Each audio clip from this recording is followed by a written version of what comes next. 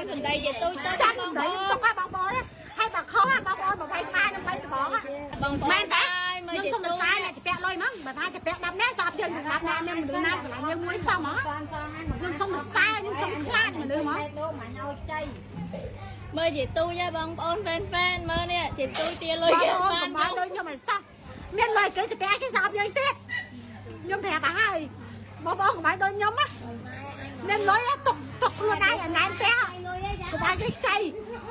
បងបងឲ្យគេខ្ចីម្នាក់គេស្អាប់ម្នាក់ឲ្យខ្ចីពីណាគេស្អាប់ពីណាឲ្យខ្ចី3នាក់គេស្អាប់3នាក់ទៀតគេខាងបាំងទៀតគេមិនថង ជួយរងាត់ភ្លើងចាំសំដីជាទូចទៅ ចាំសំដីទុកឲ្យបង